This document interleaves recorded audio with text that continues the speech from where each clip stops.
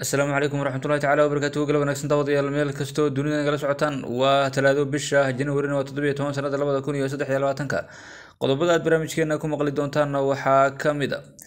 weerar xoogan oo ka dhacay deegaanka Xawaadle ee gobolka Shabeellaha Dhexe iyo dhimasho iyo dhaawac fara badan oo ka dhashay weerarkaasi inagii doona kooxda argagixisada ay shabaabku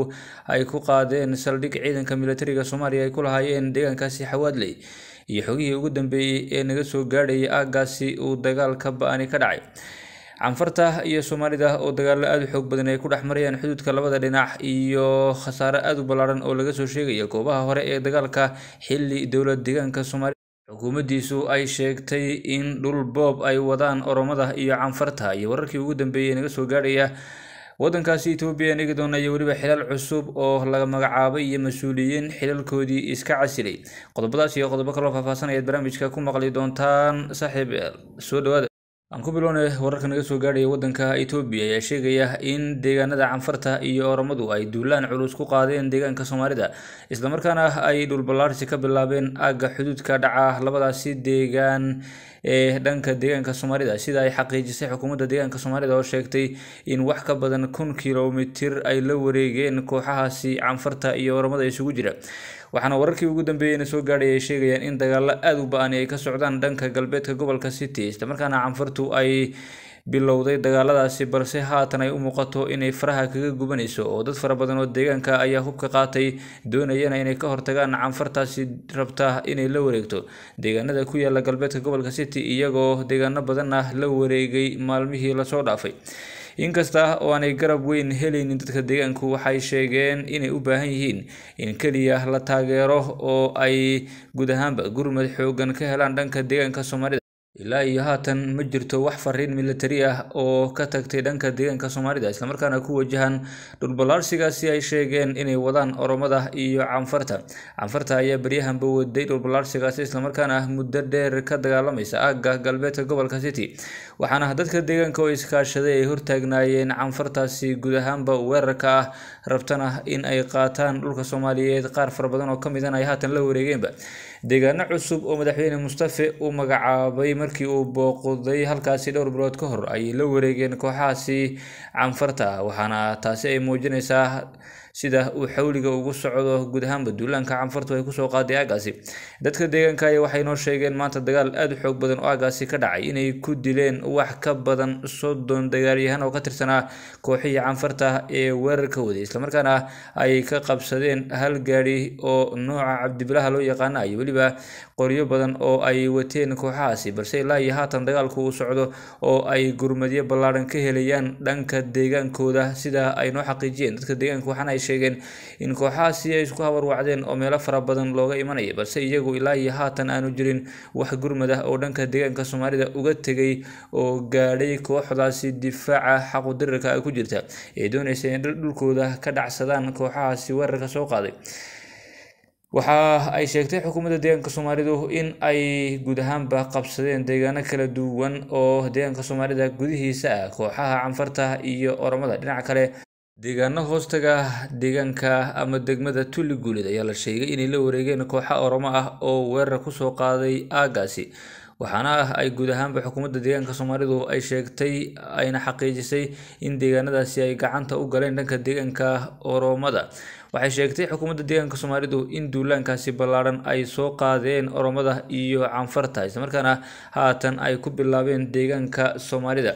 si kasta oo ay ahaataba waxa ay arintani muujinaysaa mar haddii ay dhamaadeen dagaaladii TPLF-ta iyo waliba dagaaladii kale ee gudaha deegaanka Oromada ka socday in loo soo jeestay dhanka deegaanka Soomaalida halka deegaanka Soomaaliduna uu haatan isagu isku sii jeedo oo aanay jirin cid xaggaasi ku wajahan waxa ay dad fara badan oo falanqeeya arrimahaas ay sheegeen in loo baahan yahay inay fariin cad diraan deegaanka Soomaalida oo ay sheegaan inaanay sii difaacaynin waddankaasi Itoobiya haddii ay weeraradaasi kala kulmayaan canfarta iyo guud ahaanba Oromada ciidamadooda jooga xuduudka dhanka Soomaaliyana ay u soo wareejin doonaan dhinaca canfarta iyo waliba Oromada taasi ayaa la sheegay inay jawaab u noqonayso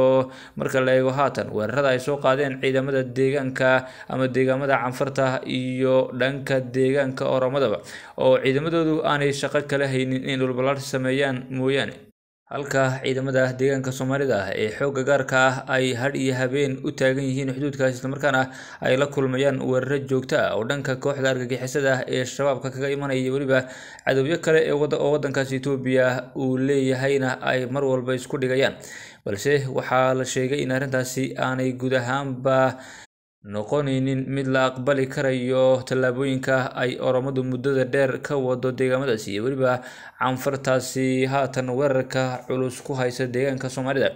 Oromada iyo canfartu horay ay ilo wareegeen dhul Soomaaliyeed oo aad u ballaaran haatan waxaa la sheegay inay mar kale isku dayayaan in dhul ballaarsigaasi iyo waliba siqitaankaasi soo sameeyaan xilli madaxweynaha deegaanka Soomaalida Mustafa Maxamed Cumar oo ku sugan yahay magaalada Addis Ababa isla markaana wali aan ku soo laabanay deegaanka Soomaalida ayaa waxa uu deegaanku la kulmaya dhibaatooyinkaasi xoogan ee dhan walba waxaana la sugayaa isbedel ka dhaca dalkaasi Itoobiya iyo waliba deegaanka Soomaalida oo la filayo in ay wax badan iska bedeli doonaan haddii uu madaxweyne Mustafa dib u soo laabtana looga baahan yahay inuu tallaabooyin rasmi ah ka qaado canfarta iyo waliba dhanka deegaanka Oromada waxa ay dad badan ku qanacsan yihiin in haddii ciidamada liyu booliska ee deegaanka Soomaalida ay tagaan deegaamadaasi canfarta iyo Oromadaba ay halkoodii dib ugu laaban doonaan isla markaana laga yaabo in xitaa dhul cusub ay Soomaalida ka hesho dhanka deegaanka canfarta iyo Oromadaba haddii ay joojin waayaan dagaalada iyo waliba daandaansigana inay soo wareejin doonaan ciidamada xoogga gaarka isla markaana xiriir looga sameyn doono dhanka Oromada iyo canfarta watahay haatan anigna wararka naga soo gaaraya dhanka Soomaaliya weerar gaad ma aha oo ay kooxda argagixisada ee shabaabka ay ku qaadeen aroornimadii hore ee saaka deegaanka Xawaadley ee gobolka Shabeellaha Dhexe ayaa waxa ku dhintay 12 qof oo askar iyo saraakiil isugu jiray dhaawacuna waxa uu gaarayaa ilaa iyo 20 waxaana la sheegay in khasaarahaasi uu ka dhashay weerarkaasi argagixisadu ay ku qaadeen deegaankaasi Xawaadley salaada subax mar loo dhawaa ayaa webiga iyo waliba jihooyin kale oo kooxda shabaabku ay guud ahaanba ka soo weerareen saldhig ciidanka xoogga dalka ay ku lahaayeen deegaankaasi Xawaadley waxaana jira xogo la soo wariyay war-saxaafadeed ka soo baxay kooxda argagixisada ee shabaabka ay ku sheegeen dhankooda inay dileen askar fara badan balse waxa ay guud ahaanba dadka deegaanka iyo waliba xogaha xaqiiqada ay halkaasi naga soo gaaraya ay sheegayaan in ay askarta halkaasi ku dhimatay ilaa iyo 12 qof gaarayaan isla markaana saraakiil ciidanka hogaaminaysay qaar kamid ah ama guud ahaanba mid iyo laba kamid ah halkaasi ay ka soo gaareen dhaawacyo iyo waliba qaar ku dhintayba ciidamada dawladda ayaa markii uu weerarkaasi dhacay kadib waxay bilaabeen duqeymo iyo waliba in ay guud ahaanba dhanka cirka ka duqeeyaan kooxda argagixisada ee shabaabka iyo waliba kooxihii weerarka soo qaaday waxaana la sheegay in guud ahaanba la dilay dadkii weerarka soo qaaday waliba kooxda argagixisada ee halkaasi soo gashay iyo kuwii isku dayay inay baxsadaanba oo markii dambe duqeyn iyo weeraro kale oo toos ah oo ciidamadu ay qaadeen lagu wada dilay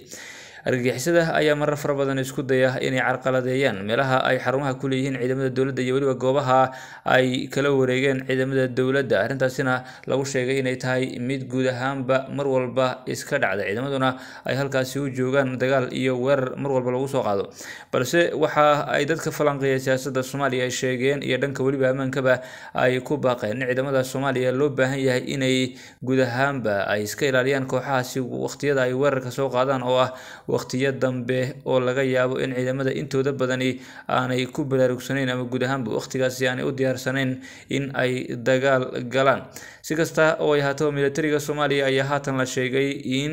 loo tababarayo ama guud ahaanba ay u diyaarsan yihiin in waqti walba oo argagixisada iyo waliba cadowgu uu weerar soo qaado in ay u toogahayaan oo guud ahaanba ay u diyaarsanaadaan